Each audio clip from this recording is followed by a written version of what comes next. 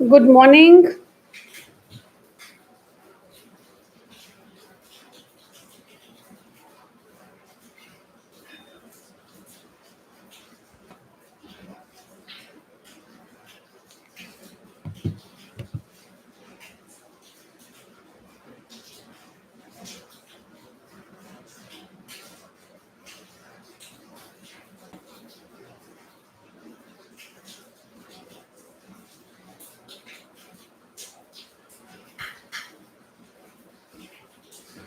Good morning, Rinku. Good morning, Rajat. Good morning, Shrutika.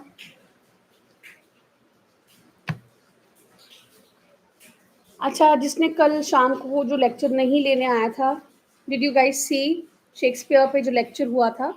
Good morning, संस्कृति. शाम को मैंने एक लेक्चर लिया था शेक्सपियर पे. It was a live session, but many of you couldn't come. So have you all watched it? If not, you must watch it. It is a very very important session. उसमें Shakespeare की सिर्फ life की हमने बात नहीं की है, उसमें हमने बहुत सारी इंपॉर्टेंट बातें की हैं. Good morning Yash. Good morning Aman. Good morning Satya.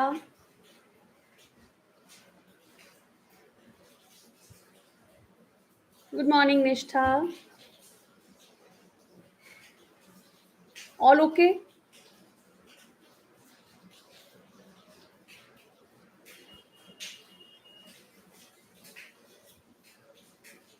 आई थिंक थोड़ा बैकग्राउंड नॉइज आएगा क्योंकि बारिश हो रही है बहुत तेज रात भर से.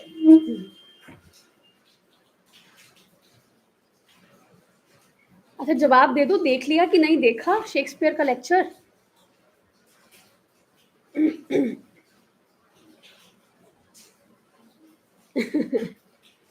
It's okay Yash.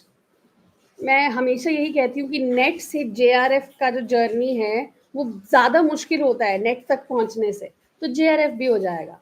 But congratulations once again for NET. नहीं देखा? Good morning. Good morning. You were in the class? हाँ, गुड. जिसने नहीं देखा है बाय चांस वो प्लीज़ देख लेना. As I said, it's a very very important lecture. हमने प्रीवियस ईयर क्वेश्चंस को अगर आप एनालाइज करोगे ना शेक्सपियर के, तो कोट्स आते हैं बहुत सारे. तो कोट्स बहुत इंपॉर्टेंट हैं शेक्सपियर के अलग अलग वर्क्स से. उसके बाद रेफरेंसेस बहुत ज़रूरी है, इंटरटेक्चुअलिटी बहुत ज़रूरी है कि कौन से राइटर ने शेक्सपियर को का अल्यूजन दिया है, कौन से राइटर ने उसका टाइटल लिया है, कौन से वर्क से लिया है. तो ये छोटी-छोटी चीज़ें बहुत ज़रूरी हैं, ठीक है? अब क्योंकि शेक्सपियर को मैंने एस्टैब्लिश कर दिया था कल के लेक्चर में, आज थोड़ा-सा बात करते हैं शेक्सपियर के बारे में, उसके बाद I will move on to his works. Okay? Just a minute.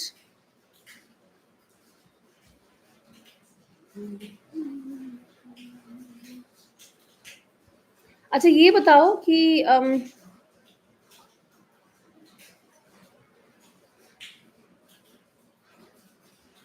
University wits complete हुए?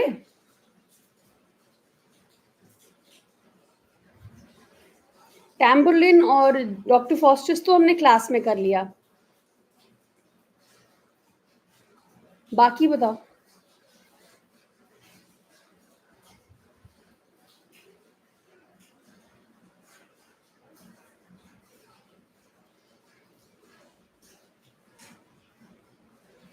टारगेट्स अभी देखो, मैं इसी चीज़ का वेट कर रही थी कि एक बार रिजल्ट आ जाए, फिर हम एमसीक्यूज शुरू करेंगे. तो रिजल्ट भी आ गया. अब वेरी सून हम लोग एमसीक्यूज शुरू करेंगे. एमसीक्यूज किस पे होंगे? आपके टारगेट्स पे. जो टारगेट दिया आपको दिन में, उसके ऊपर एमसीक्यूज होंगे. अरे कहाँ है शेक्सपियर?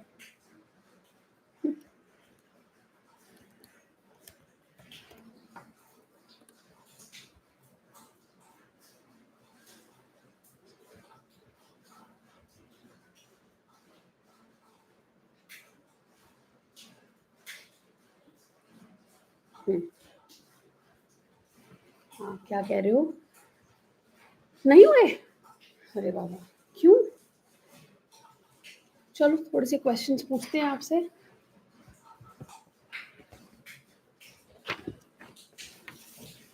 थोड़ा ये प्रैक्टिस बनाएंगे कि आपसे क्वेश्चनिंग हो हर दिन.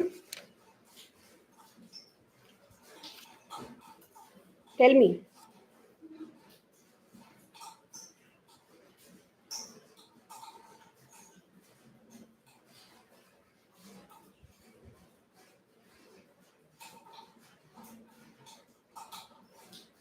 Give me the names of earliest complete morality plays, whichever you know. I want you to quickly answer, please, in the comment section, so that we can move forward. Earliest complete morality plays का नाम बताओ.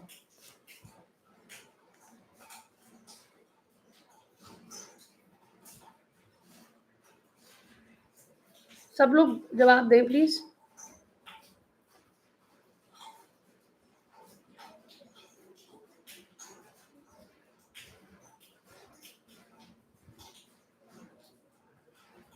Castle of Perseverance.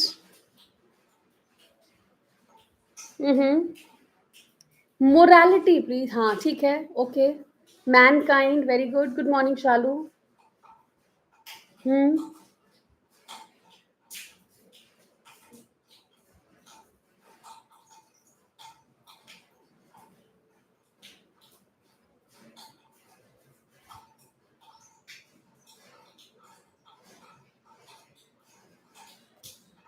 और mankind जैसे wisdom. ठीक है.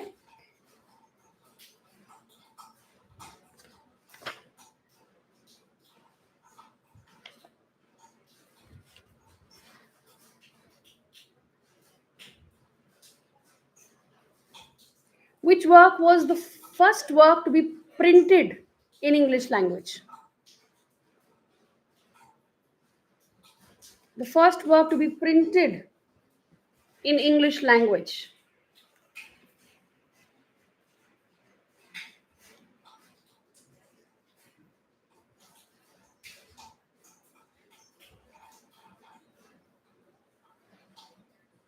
Correct. Le Morte d'Arthur. On which festival the performances of the middle drama is associated with? With which festival the performances of the middle drama is associated with? Correct. Corpus Christi. ठीक है. मैं 4 statements दे रही हूं. आपने बताना है कौन सा सही है. Okay. Which of the following statements about the second shepherd's play is correct? First, it is a morality play focused on redemption. Second, it portrays the nativity through comic realism. 3, balloons क्यों आ रहे हैं? It is an interlude mocking biblical figures. Fourth, it is a miracle play about Saint Nicholas. Which one is correct?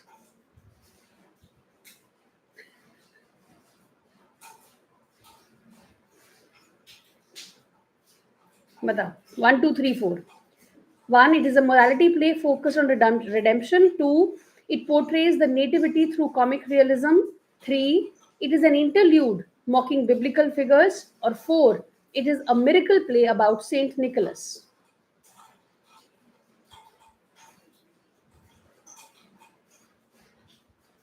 Come on. Correct.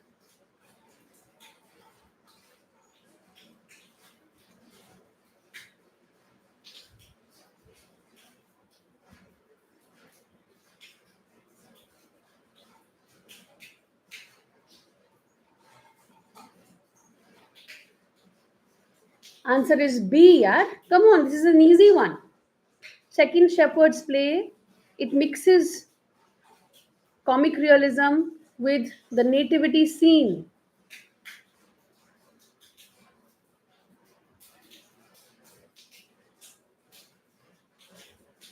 फिर बताओ.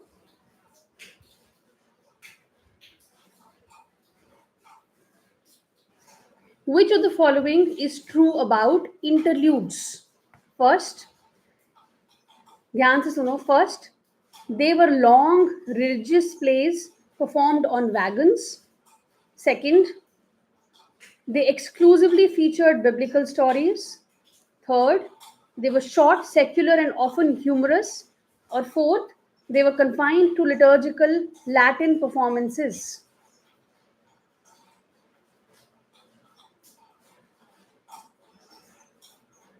Correct. Third, they were short, secular, and often humorous. Which cycle does the Wakefield Master belong to?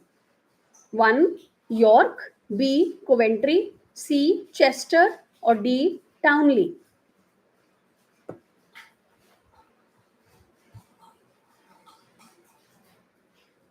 नहीं, fourth नहीं, Sanskriti. They were not confined to Latin. Which cycle does the Wakefield Master belong to? York, Coventry, Chester, or Townley?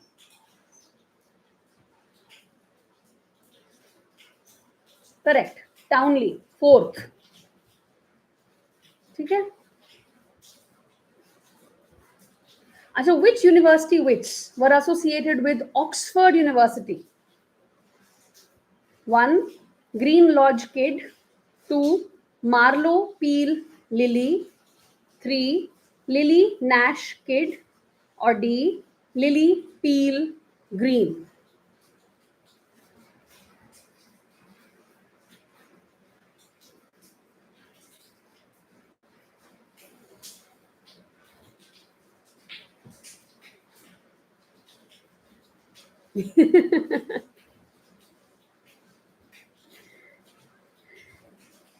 The answer is Lily Peel Green.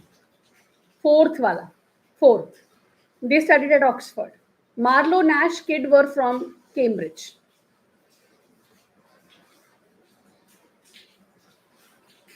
Okay.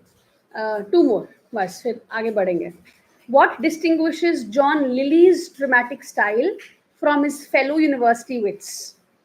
Blank verse, euphuistic prose and mythological subjects, grotesque farce, or violent themes and classical unity?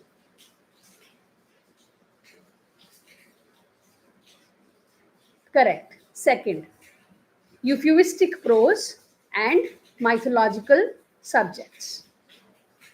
इसको याद रखना, Euphues John Lyly. Which of the following plays is considered the first English tragedy written in blank verse? First, Gorbo Duck. Second, Spanish tragedy. Third, Tamburlaine. Or fourth, Edward II?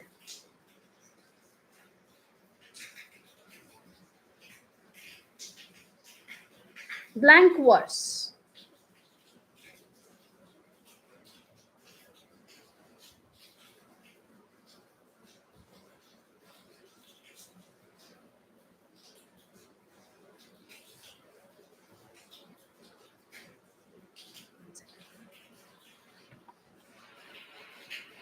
Gorbo Duck. ठीक है, which is also known as Ferrex and Porrex. चलो अब आगे बढ़ते हैं.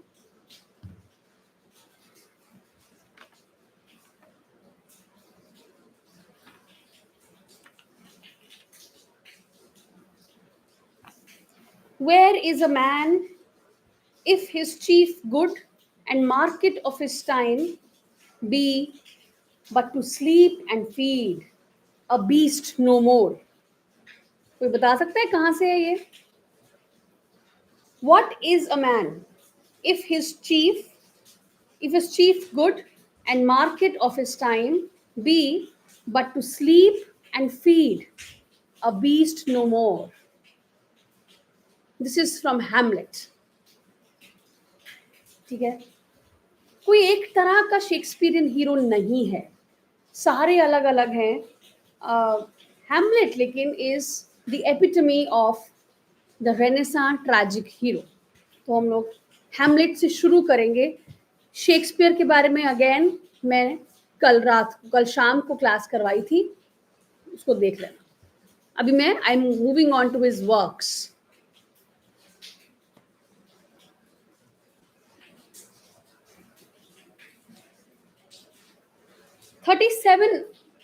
Approximately 37 से ज्यादा plays लिखे थे शेक्सपियर ने over a period of some 24 years. और उसी टाइम पे कुछ सोनेट कलेक्शंस भी हैं इनकी and a number of longer poems also, लेकिन मोस्ट फेमस दो हैं नैरेटिव पोएम्स।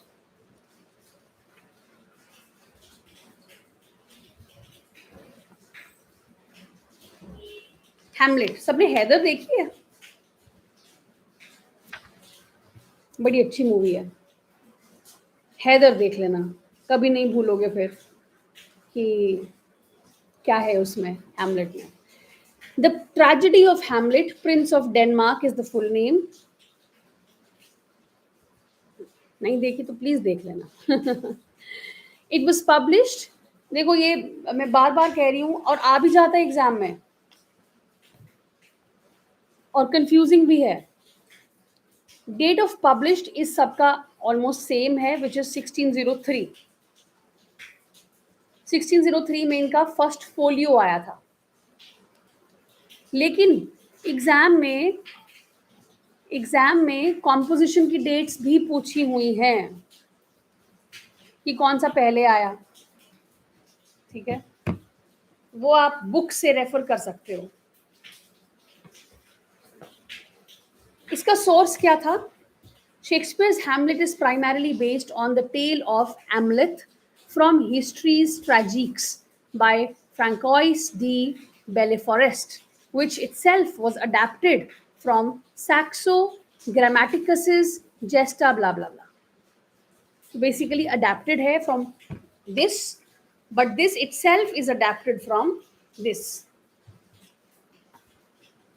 कल हम लोग हिस्टोरिकल बैकग्राउंड भी कर रहे थे साथ में, तो मैंने आपको कहा कि जैसे जैसे हम एज करते जाएंगे वैसे वैसे मैं आपको देती जाऊंगी डिटेल्स, वो रह गई।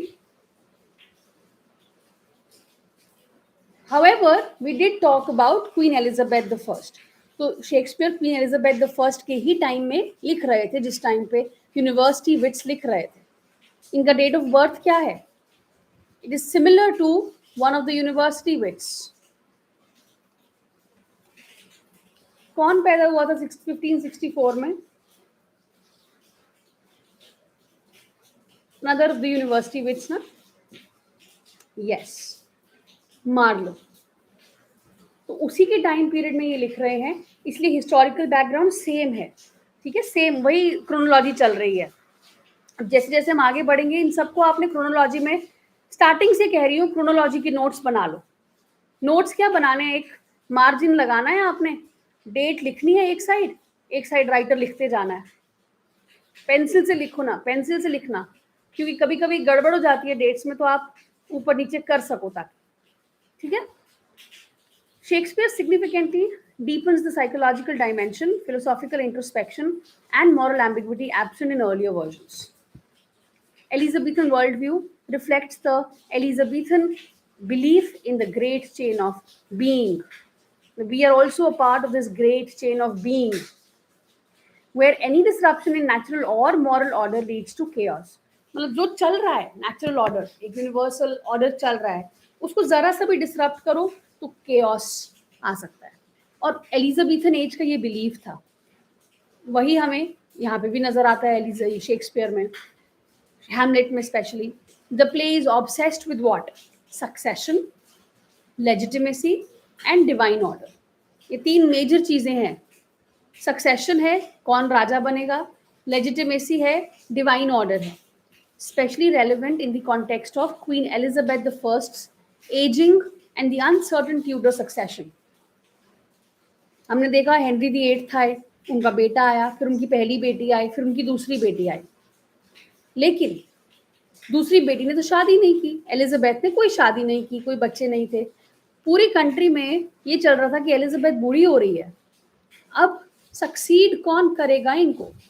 तो वो एक ऑब्सेशन था ही था एज में भी, और वही आपको वर्क्स में भी नजर आता है। और इसी को कल मैं आपसे ग्रीनब्लैट की बात कर रही थी।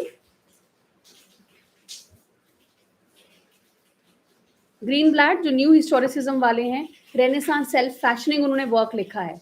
वो कहते हैं कि जो कैरेक्टर्स हैं शेक्सपियर के, वो अपने आप को ना उन्होंने फैशन किया है इनटू अ पर्टिकुलर आइडेंटिटी। वो आइडेंटिटी जो उनकी टाइम पीरियड से मेल खाती है, वैसे ही कैरेक्टर्स हैं। Genre. So primarily a revenge tragedy. It's a revenge tragedy. Yes. With very strong elements of philosophical drama, court intrigue and psychological realism. Senecan tragedy, जितनी भी ट्रेजेडीज हैं मोस्टली सेनेका से इन्होंने ली हुई हैं। ये जो अर्ली राइटर्स हैं, चाहे यूनिवर्सिटी विट्स हैं, चाहे शेक्सपियर है। फॉर एग्जाम्पल घोस्ट्स आएंगे, रिवेंज होगा, there is madness, there are soliloquies, there is moral conflict. However अगर आप स्पेनिश ट्रेजेडी पढ़ोगे तो उसमें आपको एक और थीम मिलेगा विच इज ब्लडशेड। तो वो बनी है प्रॉपर सेनेकन ट्रेजेडी। इसमें कौन कौन से की थीम्स हैं? रिवेंज और जस्टिस का, क्योंकि हैमलेट अपना रिवेंज लेना चाहता है, वो चाहता है कि जस्टिस हो जाए। But is revenge justified? Can justice be achieved without corruption? ये एक मॉरल डिलेमा है जो पूरे टाइम हैमलेट के दिमाग में चलता रहता है। टू बी और not to be is the question. Madness, दो तरह की मैडनेस है, एक फेन्ड मैडनेस है, एक रियल मैडनेस है। फेन्ड कौन करता है, मतलब नकली मैडनेस किसकी है? हैमलेट की। लेकिन कभी कभी जब क्रिटिक्स ने बात की है ना मैडनेस की, तो क्रिटिक्स ने कहा है कि वैसे तो हैमलेट इज फेनिंग इट, है ना, नकली है उसका, he is just pretending, but deeper somewhere the madness is actually real. लेकिन एक्चुअल में लिटरली रियल मैडनेस किसकी है? ओफिलिया की। ओफिलिया कौन होती है? हैमलेट की बिलावेड होती है। So Hamlet's antic disposition blurs the line between sanity and insanity. फिर है appearance versus reality. क्या दिखाई दे रहा है और क्या सच है? डिसेप्शन हो रहा है। अब हैमलेट के फ्रेंड्स हैं रोजेनक्रैंज एंड गिल्डनस्टर्न, अपीयरेंस में फ्रेंड्स हैं लेकिन रियलिटी में क्या है? स्पाई। डिसेप्शन है, स्पाइंग है, difficulty of knowing the truth, mortality and afterlife. Graveyard scene is the very, very famous scene of Shakespeare. Ghost, existential soliloquies, especially to be or not to be. Corruption and decay. Something is, please, ये जो quotes आ रहे हैं specially in पे ध्यान देना, क्योंकि एक trend रहा है शेक्सपियर से कोट्स आने का। Something is rotten in the state of Denmark. Denmark symbolizes moral and political integration. ये प्रीवियस ईयर क्वेश्चन है, डायरेक्ट कोट आया था, कहां से है पूछा था। ठीक, फिर आते हैं characters. Hamlet, Claudius, Gertrude, Ophelia, ghost and then there are others. Hamlet is often read as a figure of Renaissance humanism. कल हमने रेनेसां ह्यूमनिज्म की बात की थी, which is the major feature of Renaissance age. मैं ही centre में हूं, मेरे इर्द गिर्द सब चल रहा है। हैमलेट को भी ऐसा ही लगता है। He is also caught between action and inaction, action and reflection. सोच रहा है करूं करूं या ना करूं। क्लॉडियस हैमलेट के अंकल होते हैं, चाचा। represents Machiavellian political manipulation and decay of royal legitimacy.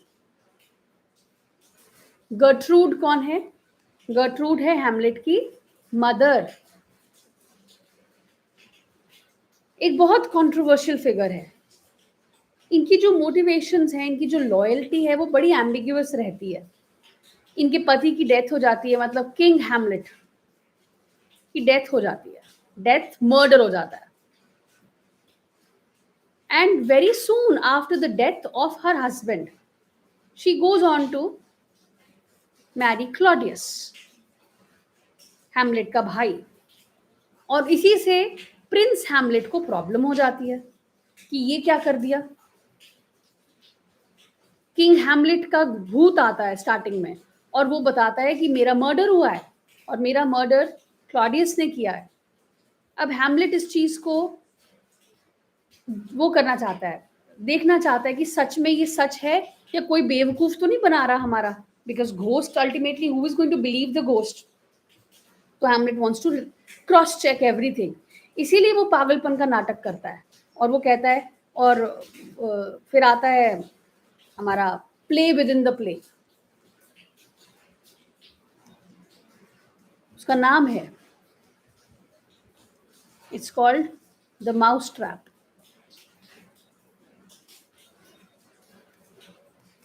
अगर आपने हैदर मूवी देखी है तो वो गाना आता है ना, बिस्मिल बिस्मिल, वो है play within the play, जिसमें वो पूरा एक गाने के अंदर पूरी कहानी को दिखा रहा है। तो वो ये माउस ट्रैप चूहे को पकड़ना चाहता है ना, ये क्लॉडियस को पकड़ना चाहता है। तो वो देखना चाहता है कि इस प्ले को देख के क्लॉडियस कैसे रिएक्ट करेगा, बिकॉज उस play within the play में वो लोग एक परफॉर्मेंस कर रहे हैं, सब लोग बैठ के देख रहे हैं उस परफॉर्मेंस को। तो परफॉर्मेंस में एक एक्टिंग ट्रूप मिलता है प्रिंस हैमलेट को, और वो कहता है अब हम लोग ये पूरा एक एक्ट क्रिएट करेंगे जो रियल में हुआ था। जैसे आपने वो ओम शांति ओम तो देखी होगी, ओम शांति ओम देखिए, उसमें वो गाना नहीं है, सुनने वालों सुनो ऐसा भी होता है। उसमें पूरी कहानी है ना उस दीपिका पादुकोण के मर्डर की। वैसे ही है सेम माउस ट्रैप, पूरी कहानी पीछे से लेके कि किस तरह से किंग हैमलेट को क्लॉडियस ने मारा होगा। एंड क्लॉडियस बहुत गुस्सा हो जाता है वो देख के, वो उठ के चला जाता है। तो उसका रिएक्शन क्लियर कर देता है कि हाँ, इसी ने किंग हैमलेट का मर्डर किया। फिर है ओफिलिया। ओफिलिया हैमलेट की गर्लफ्रेंड है, लवर है, लेकिन बेचारी बड़ी निग्लेक्टेड है। She is the symbol of innocence, patriarchy. घर पे उसके फादर, उसका भाई डोमिनेट करते हैं, यहाँ पे हैमलेट डोमिनेट करता है।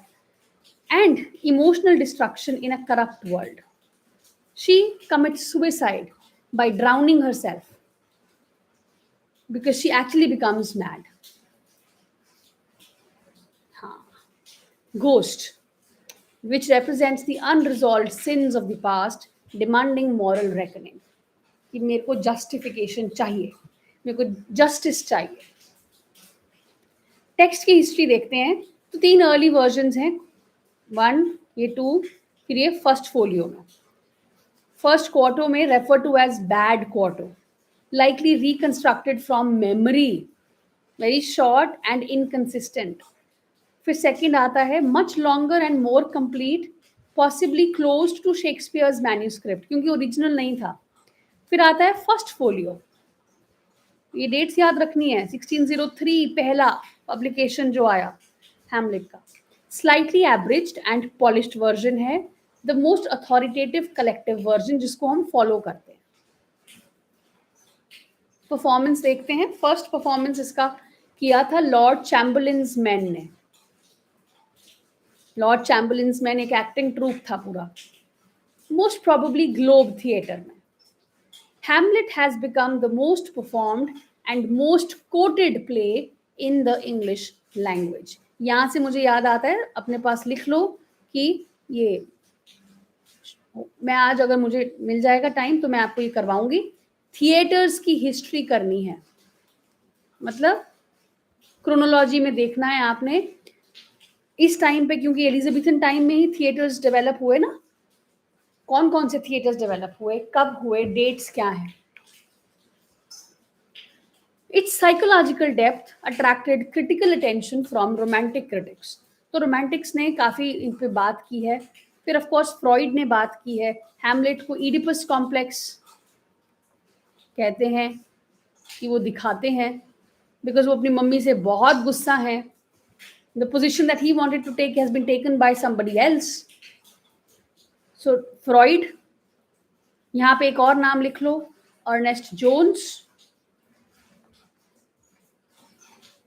अर्नेस्ट जोन्स ये भी एक साइको एनालिस्ट थे, साइको एनालिस्ट।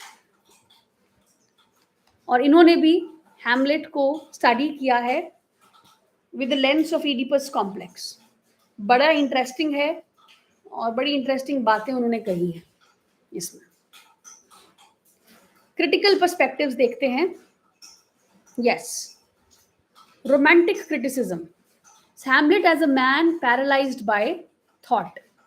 कोलरिज, गीथ, इन लोगों ने इस तरह से बात की थी कि हैमलेट एक ऐसा इंसान है बेचारा is paralysed by thought, is not able to think. Psychoanalysis, Freud की रीडिंग है, इडिपल रीडिंग.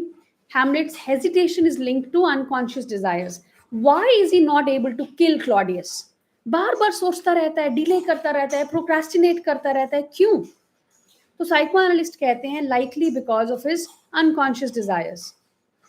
अब होता क्या है इडिपस कॉम्प्लेक्स में कि the boy child is attracted to the mother and feels that उसके फादर उसके एनिमी है ना. लेकिन फादर की तो यहाँ डेथ हो गई और यहाँ एक दूसरा आदमी आ गया. अब does he really hate Claudius? Ernest Jones कहते हैं not really. He is amazed by Claudius क्योंकि जो पोजीशन वो अपने आप लेना चाहते थे वो इस आदमी ने ले ली. कैसे ले ली? तो उसके लिए अजूबा है. तो ये एक अलग एंगल है to look at the delaying of his actions. फिर आता है फेमिनिस्ट क्रिटिक.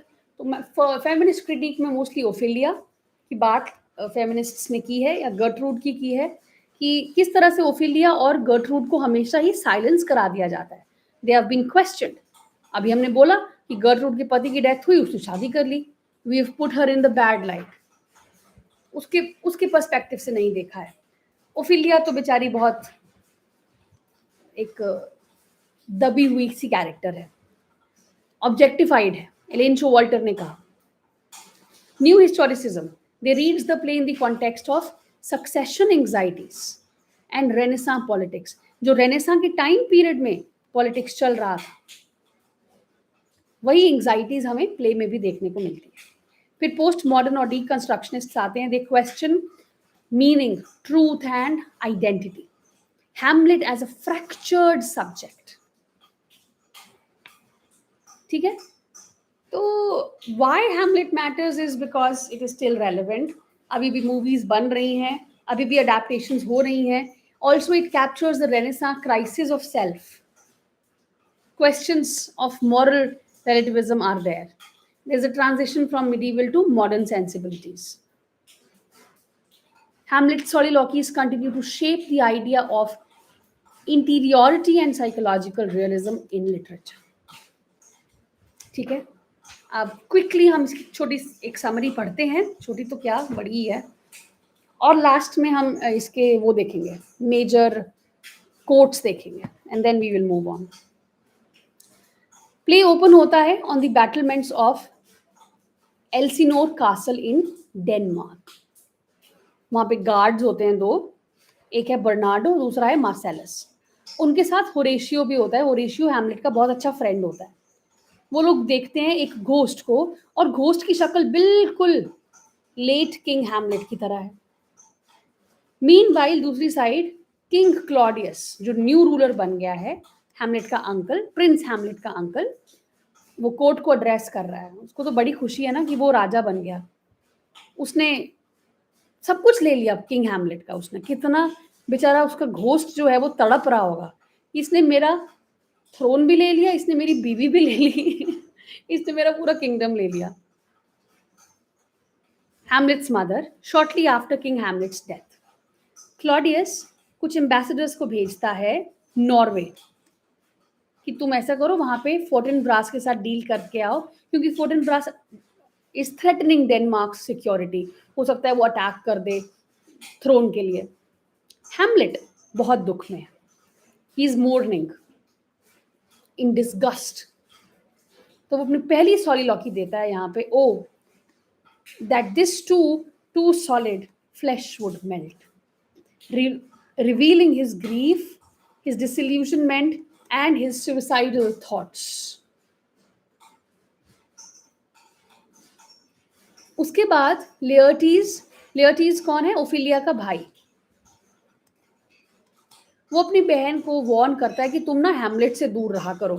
जैसे टिपिकल ब्रदर्स होते हैं ना, कई अपनी बहनों को डिक्टेट करना चाहते हैं, छोटे भी होते हैं, वो भी मैंने देखे हैं कई, पता नहीं कौन-सी उनके दिमाग में वो सेंसिबिलिटी होती है of patriarchy.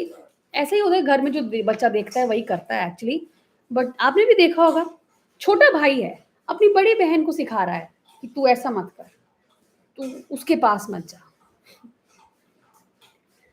Not to trust Hamlet's love, चलो ये तो बोल सकता है कि तुम ना भरोसा मत करो हैमलेट पे।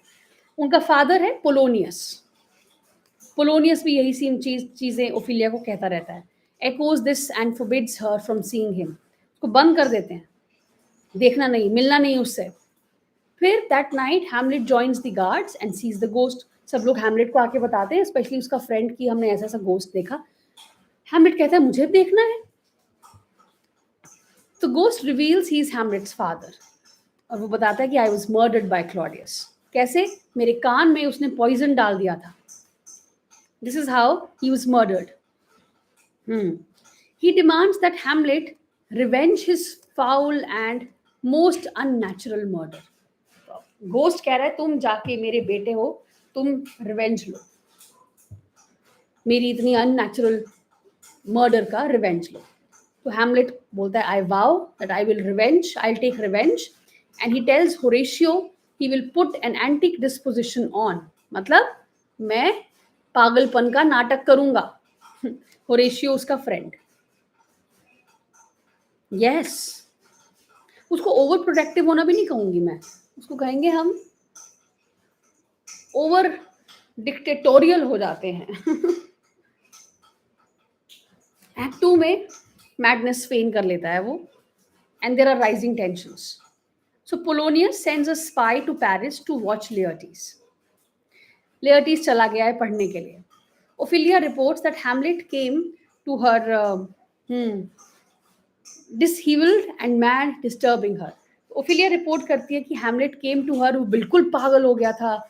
सो if you remember Shahid Kapoor, he was brilliant in Haider, I have to say, उन्होंने बहुत अच्छी एक्टिंग की थी, स्पेशली जब ये वाला पार्ट आता है ना मैडनेस का, amazing. Polonius concludes Hamlet's madness stems from Ophelia's rejection. अब पोलोनियस अलग ही दुनिया में है, वो कह रहा है कि हैमलेट पागल इसलिए हो गया क्योंकि ओफिलिया ने उसको रिजेक्ट कर दिया। अब क्लॉडियस स्टार्ट्स इन्वेस्टिगेटिंग। कुछ लोगों को, अब क्लॉडियस को तो बिल्कुल शक भी होता है कि यार क्या, क्यों कर रहा है ये ऐसा। स्पेशली जब किसी ने बुरा काम किया हो तब उसको हर चीज में शक नजर आता है, और people become paranoid also.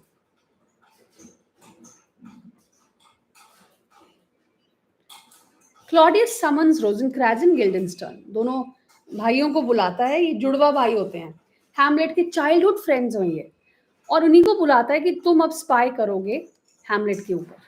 Polonius tells Claudius about Hamlet's love for Ophelia and shows a letter from Hamlet.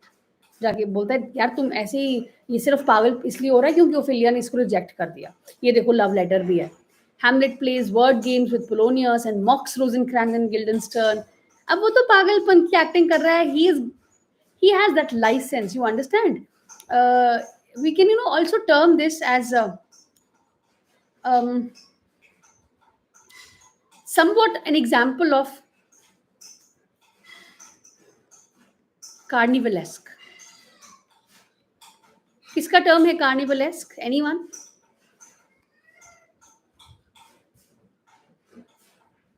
Tell me, किसका टर्म है?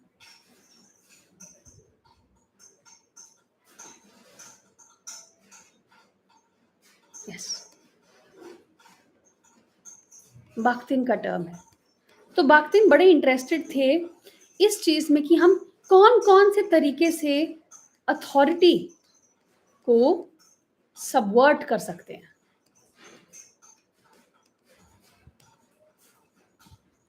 और ये बहुत इंटरेस्टेड थे ऐसे लिटरेचर को पढ़ने में जिन वर्क्स में किसी भी तरह से अथॉरिटी को सबवर्ट किया, उसी को टर्म दिया है carnivalesque. Through laughter you can do it, through mockery you can do it. तो यहाँ पे Hamlet does it through his madness. He is ऐसे जैसे उसके पास लाइसेंस है अब, क्योंकि वो पागल है तो वो कुछ भी कर सकता है, वो करता है, वर्ड गेम्स खेलता है, मॉक करता है रोजेनक्रेंज गिल्डेनस्टर्न को। फिर क्या होता है ना, एक पास उस जगह से जहाँ पे वो लोग रहते हैं, एक troupe of actors arrives because they are passing from there. Hamlet उनको वेलकम करता है। हैमलेट कहता है अब हम लेट्स प्लान समथिंग, एक play, the murder of Gonzago, to which he'll add lines to mirror his father's murder and observe Claudius's reaction. The play is the thing. बहुत another famous quote wherein I'll catch the conscience of the king, कि हम लोग play करेंगे और वहां से हम लोग पता लगाएंगे कि क्लॉडियस किस तरह से रिएक्ट कर रहा है। फिर आता है play within the play and confirmation of guilt, to be और not to be. Claudius and Polonius spy on Hamlet and Ophelia. Hamlet's famous to be or not to be soliloquy explores suicide, suffering, and the fear of the unknown after death. He cruelly tells Ophelia, "Get thee to a nunnery." Another very, very famous quote. क्योंकि Ophelia starts behaving थोड़ा अजीब also, and she wants Hamlet with her, but Hamlet is so occupied with other things. बहुत cruelly वो Ophelia को कहता है, get thee a nunnery. Hamlet instructs the players to act naturally, कि सबने बड़ा नेचुरल एक्ट करना है। परफॉर्मेंस के टाइम पे क्लॉडियस उठ जाता है, storms out, confirming his guilt. So Hamlet declares, I will take the ghost's word for 1,000 pound. मतलब गोस्ट जो बोल रहा था वो बिल्कुल ठीक कह रहा था। फिर क्लॉडियस प्रेयर कर रहा होता है और यहाँ पे मौका होता है हैमलेट के पास कि मैं उसको मार दूं। He tries to praise, confessing his guilt, probably not. Hamlet finds him alone and unguarded. लेकिन कहता है नहीं, इस टाइम पे नहीं मारूंगा, क्योंकि अगर मैंने इस टाइम पे इसको मार दिया तो क्या होगा? Claudius would go to heaven because he's praying that at this moment. फिर आता है the closet scene. Hamlet जो है गर्ट्रूड के चेम्बर में जाता है उसको कन्फ्रंट करने के लिए, तो ना पोलोनियस होता है वहां पे, और पोलोनियस पर्दे के पीछे छुप जाता है।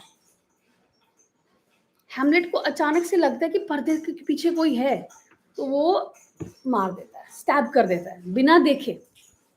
He kills Polonius, ओफिलिया के फादर को मार दिया, who is hiding behind the curtains, thinking कि वो क्लॉडियस है।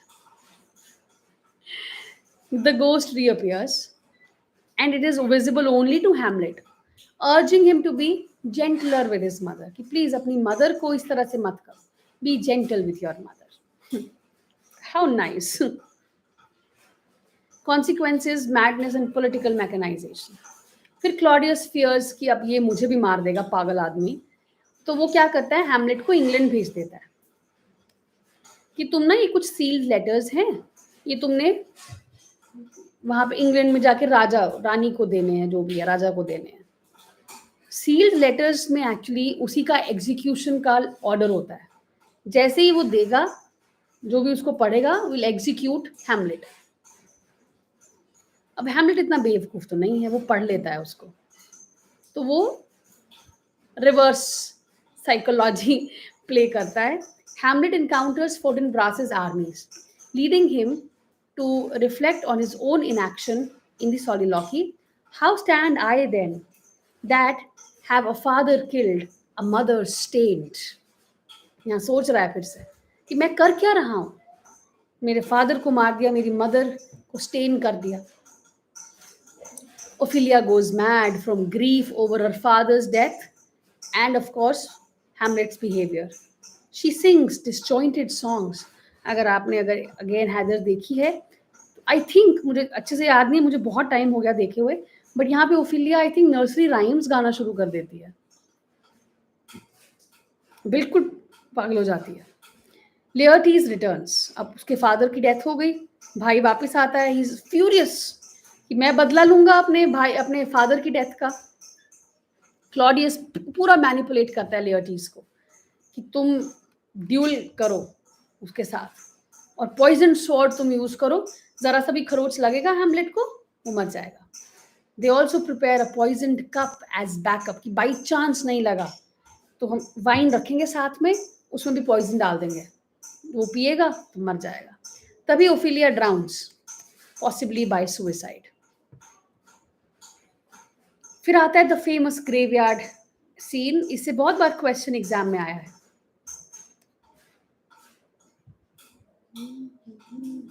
यहाँ पे एक बड़ा अच्छा गाना है। दो ग्रेव डिगर्स होते हैं, वो ओफिलिया की ग्रेव डिग कर रहे हैं and debate whether she deserves a Christian burial. वो लोग ये बात कर रहे हैं। हैमलेट वहीं पे आ जाता है, वो देख रहा है उनको, and then he reflects on death and the vanity of life, holding up Yorick's skull, alas poor Yorick. ये भी एक काफी फेमस, आओ ना हाँ आओ ना। Hamlet or Laertes fight in Ophelia's grave out of grief and rage. दोनों ही, ऐसा नहीं है कि हैमलेट को प्यार नहीं था ओफिलिया से, था, but because he was too occupied with other things, वो ध्यान नहीं दिया उसने। लेयर्टीज और अब हैमलेट यहाँ पे लड़ रहे हैं। बेचारे लेयर्टीज के फादर भी मर गए, उसकी सिस्टर भी मर गई। फिर आता है ड्यूल का scene. Hamlet tells Horatio he switch the letters. Letter जो भेजा गया था उसने स्विच कर दिया, और लेटर में उसने क्या लिख दिया कि रोजेनक्रैंज एंड गिल्डनस्टर्न को एग्जीक्यूट कर देना। लिखा क्या था ओरिजिनल लेटर में कि हैमलेट को एग्जीक्यूट कर देना। क्लॉडियस ने ये लेटर भिजवाया था। बेचारे रोजेनक्रैंज एंड गिल्डनस्टर्न पाए गए। अब ड्यूल के टाइम क्या होता है? Laertes wounds Hamlet with the poisoned blade. They exchange swords. Laertes is wounded, अपने ही जाल में वो भी फंस जाता है, अपनी ही पॉइजन से। गर्ट्रूड आती है फटाफट, वो देखती है कि क्या हो रहा है, और वो जो पॉइजन्ड कप होता है वो पी लेती है, जो हैमलेट के लिए रखा होता है। तो गर्ट्रूड मर जाती है। फिर लेयर्टीज कन्फेसेस द प्लॉट, पूरा बता देता है, और हैमलेट फाइनली क्लॉडियस को मार देता है उसी सीन में। Hamlet forgives Laertes, entrusts the kingdom to Fortinbras and dies. लग तो दोनों को गई है उस सोर्ड से, तो वो मर जाता है और फोर्टिनब्रास को किंगडम हैंड ओवर कर देता है कि तुम, क्योंकि कोई भी नहीं बचा, सिर्फ इन सारे कैरेक्टर्स में एक बच जाता है। कौन? होरेशियो, हैमलेट का सबसे अच्छा दोस्त। होरेशियो भी मरना चाहता है, but is told to live, कि तुम जियो हैमलेट की कहानी बताने के लिए। Fortinbras arrives to restore order and claim the throne. ठीक है? So Hamlet ends as a tragedy of delay, introspection and corruption, with almost all central characters dead, leaving behind a Denmark that must now rebuild under a foreign prince. बाहर का Prince आके चलाएगा। Clear everyone?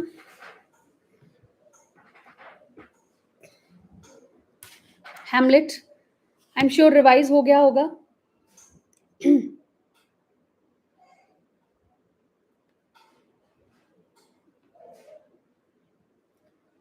इसी तरह से आपने आज Shakespeare के सारे प्लेस करने हैं। स्पीड बढ़ानी है पढ़ने की।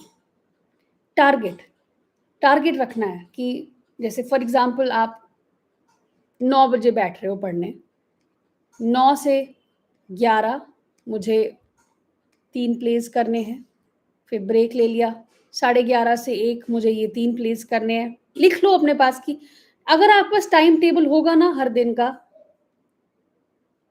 You will be sorted, trust me. एक टाइम टेबल होना बड़ा जरूरी है हमेशा जब आप पढ़ाई कर रहे हो, टाइम के साथ और टारगेट के साथ। ठीक है?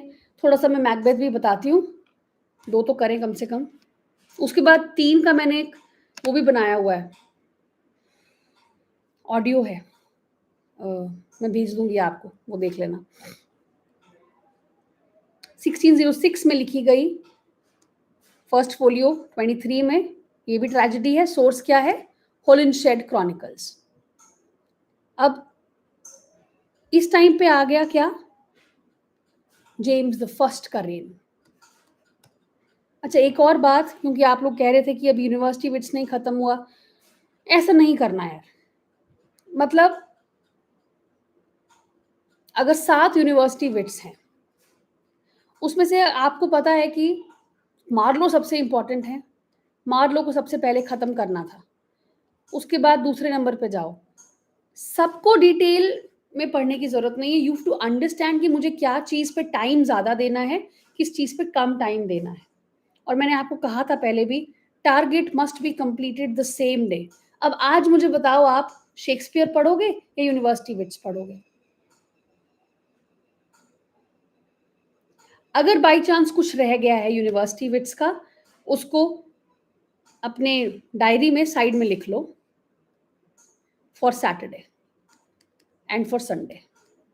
और ज्यादा नहीं रखना कि सैटरडे को चलो मेरा एक प्ले रह गया मार्लो का, वो लिख लो कि मेरा टैम्बोलिन रह गया तो वो मैं सैटरडे को करूंगी. इस तरह से अपना बनाओ. आज शेक्सपियर पूरे अच्छे तरीके से पढ़ना है.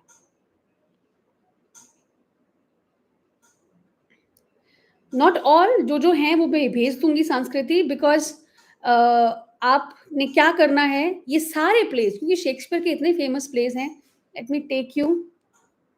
जैसे ये है, फॉर एग्जाम्पल आपने पढ़ना है, क्या पढ़ना है, मैकबेथ. आप लिखो मैकबेथ समरी. ठीक है, आप चले जाओ स्पार्क नोट्स पे, ये आ गया. छोटा समरी, छोटा नहीं पढ़ना, डिटेल्ड पढ़ना है, डिटेल्ड पढ़ो. डिटेल्ड भी आ जाता है. ये आ गया, कैरेक्टर लिस्ट आ गया, सारी कैरेक्टर्स यहाँ पे आ जाएंगे आपको. ठीक है, ये आ गया सीन वाइज, एक्ट वाइज. तो ये सब अपने पेजेस भरने की बात है ना, नोट्स में. हाँ, सैटरडे संडे क्लास नहीं होती. Saturday Sunday is for revision. होती भी है तो वो फ्री वाला सेशन होता है, वो आप देख लेना बस. तो ये सब मैं डालना नहीं चाहती नोट्स में, बिकॉज क्या होगा ना, नोट्स भर जाएंगे, हजारों पेज का नोट्स हो जाएगा, कोई फायदा नहीं है. तो ये आपने यहां से करने हैं, बिकॉज जो चीजें अवेलेबल हैं उसको क्यों डालना है. और बहुत अच्छी समरीज हैं स्पार्क नोट्स पे. पोइट्री का समरीज मैं दूंगी, कोई अगर आपको नहीं मिल रहा है तो लिट चार्ट्स पे. ठीक है, चलो थोड़ा सा ये देखते हैं मैकबेथ को फटाफट. अच्छा, ये जेम्स के रेन में आया. किंग जेम्स कब आए थ्रोन पे? 1603 से 1625, after Elizabeth.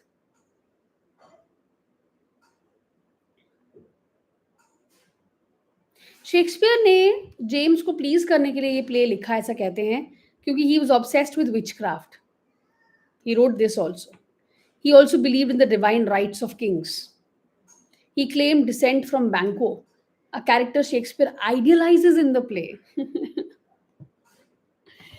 Gun powder plot हुआ था किंग जेम्स को हटाने के लिए. एक फेल्ड कैथलिक कॉन्स्पिरेसी थी कि किंग जेम्स को उड़ा दिया जाएगा, और पार्लियामेंट को भी. एग्जैक्टली वही कह रही हूँ. Then there are themes of regicide, treason, divine retribution in Macbeth. All of these things reflect the anxiety following the plot. Macbeth's fall may symbolize the moral consequences of betraying a divinely appointed monarch. Principal source क्या है? Holinshed's Chronicles.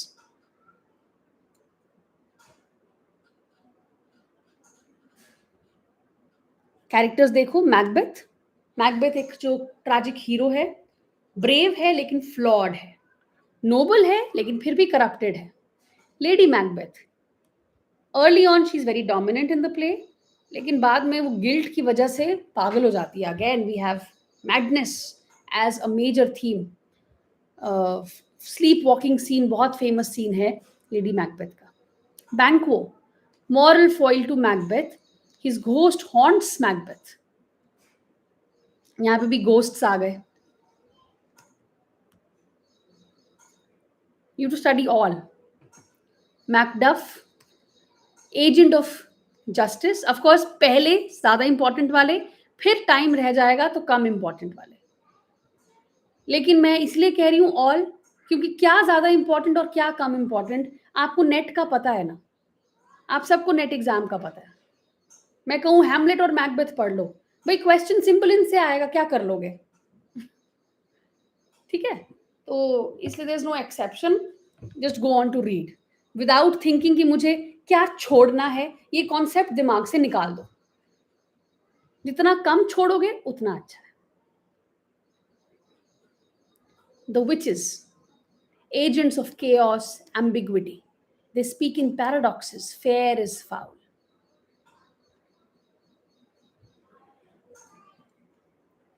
Hindi movie adaptations, मकबूल, भारद्वाज ने ही इसको भी direct किया था. Most celebrated Indian adaptation of Macbeth है ये. फिर एक है जोजी, मलयालम फिल्म है, दिलीश पोथन की. हिंदी में नहीं है लेकिन बहुत अच्छी एक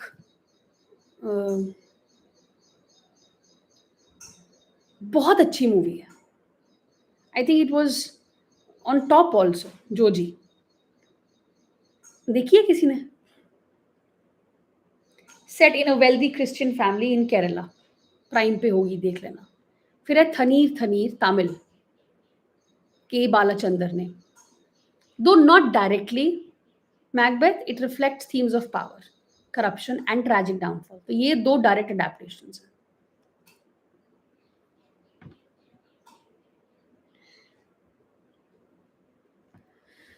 चलो, सबसे पहले होता है विचेस का सीन, ओपनिंग. थंडर हो रही है, लाइटनिंग हो रहा है, 3 विचेस आती हैं और मैकबेथ को मिलती है. मैकबेथ बड़ा खुश हो के एक बैटल से आ रहे हैं, वो जीत के आ रहे हैं. पैराडॉक्स में वो बातें करती हैं, fair is foul and foul is fair. पूरा एम्बिग्विटी, कोई पता नहीं चल रहा क्या बात हो रही है. इविल. फिर किंग डंकन को पता चलता है कि मैकबेथ जीत के आया है और उसका rebel against MacDonald and the Norwegian army. So Macbeth is described as brave and noble. Duncan orders the execution of the Thane of Cawdor and bestows the title on Macbeth. कि भाई Duncan, अब Duncan king है, वो कहता है कि then एक क्या होता है, एक पोजीशन होती है, टाइटल है, उसको हटा दो और मैकबेथ को दे दो टाइटल. ये अच्छा, विचेस जो है ये प्रोफेसी देती हैं उसको, तुम बन जाओगे, देखना. ये आती है विचेस की प्रोफेसी. मैकबेथ और बैंको इकट्ठे होते हैं, ठीक है, वो लोग मिलते हैं विचेस से. They greet Macbeth, thane of Glamis, thane of Cawdor, king hereafter. पूरी प्रोफेसी दे दी ना कि तुम ये बनोगे और बाद में तुम किंग भी बनोगे. बैंको को वो कहते हैं, दाउ शैल गेट किंग्स दो दाउ बी नन, कि तुम्हारी जो ब्लड लाइन है उसमें किंग जरूर कोई बनेगा लेकिन तुम नहीं बनोगे. ऑलमोस्ट इमीडिएटली मैसेंजर आता है और मैकबेथ को कहता है तुम बना दिए गए हो, पहली प्रोफेसी फुलफिल हो गई. मैकबेथ बिल्कुल इंट्रीग हो जाता है कि अच्छा ये कैसे हो गया, इसका मतलब ये है कि मैं किंग भी बन सकता हूं. और Banquo wants that evil may lead to betrayal, है ना. अच्छे फ्रेंड्स हैं और ये दोनों, मैकबेथ और बैंको. डंकन का decision. Duncan names his son Malcolm as the Prince of Cumberland, heir to the throne. कि मेरे बाद Malcolm will become the king. Macbeth sees Malcolm as an obstacle. यार मैं कैसे बनूंगा फिर, ये तो ऑब्स्टिकल आ गया. अब दिमाग उल्टा घूमेगा ना उसका. सर लेडी मैकबेथ का एम्बिशन आता है. Lady Macbeth reads Macbeth's letters about the prophecy. Lady Macbeth तो बिल्कुल क्रेजी हो जाती है कि यार तुम राजा, मैं रानी, भाई कर दो जो करना है, सबको मार दो और राजा बन जाओ.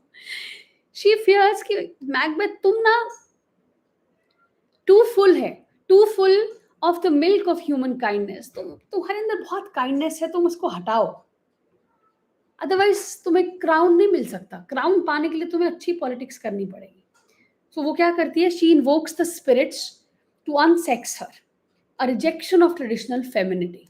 मेरे को, मैं ही करती हूँ जो करना है. So she urges Macbeth to kill Duncan and seize the throne.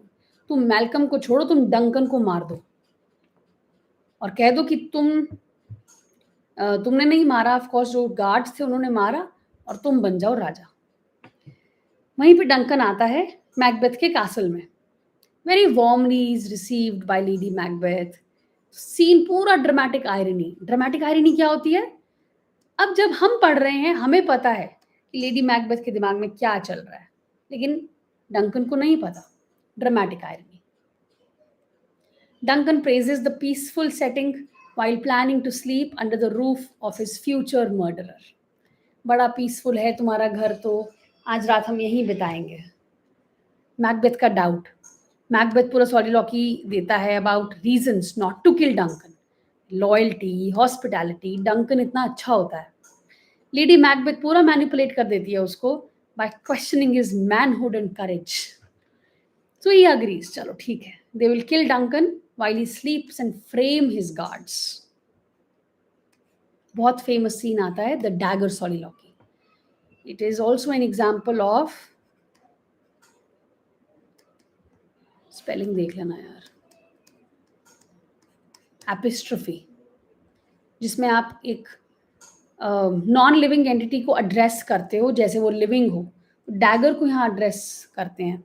Late at night Banquo and his son Fleance are uneasy. ठीक है, उनको बड़ा अजीब सा लग रहा होता है।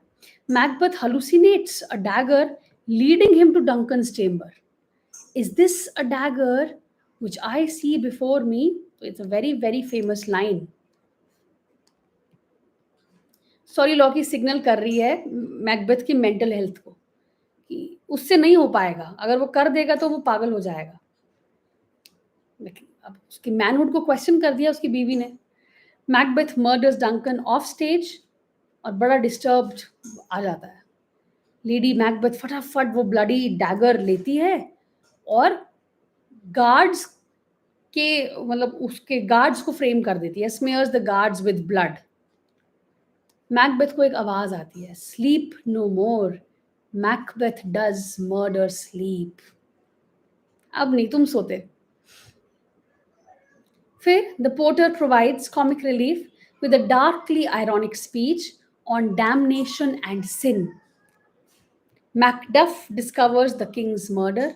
मैकडफ को पता चल जाता है Macbeth kills the guards in a show of loyalty, कि अच्छा गार्ड्स को मार देता है वो कि तुमने मेरे राजा को मारा, ये लो तुम्हें, तो गार्ड्स को मार देता है, क्लेमिंग कि it was out of grief, कि डंकन के लिए मुझे इतना बुरा लग रहा था कि मैंने गार्ड्स को मार दिया। फिर डंकन के बेटे मैल्कम और डोनाल्ड बेन आ जाते हैं। They flee to England and Ireland, मतलब पहले आए होते हैं फिर वो भाग जाते हैं कि अब हमारी लाइफ को भी खतरा है, क्योंकि किसी ने अगर किंग को मारा तो वो भी गए। So Ross and an old man discuss unnatural occurrences. अजीब सी चीजें हो रही हैं, जैसे darkness during day, horses eating each other, an owl killing a falcon. Julius Caesar अगर आपने पढ़ी है, जूलियस सीजर में भी अजीब सी चीज़ें होती हैं। जिस दिन जूलियस का मर्डर होने वाला होता है उस दिन उसकी बीवी कहती है मत जाओ, मुझे अजीब सी चीज़ें सपने में नजर आई। ऐसी ही ओमेन्स हैं, science of moral and cosmic disorder.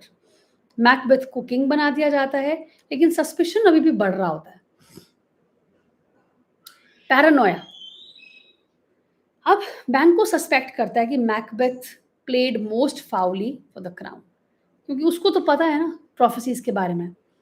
अब मैकबेथ को ये भी डर है कि प्रोफेसी में ये भी था कि बैंको की लाइन विल बिकम, मतलब उसके बच्चे किंग बन सकते हैं, तो अब मैं क्या करूं? तो वो 2 मर्डरर्स को हायर करता है टू किल बैंको और उसका बेटा फ्लियंस, मास्किंग हिज ओन इन्वॉल्वमेंट कि मैं इन्वॉल्व नहीं हूं।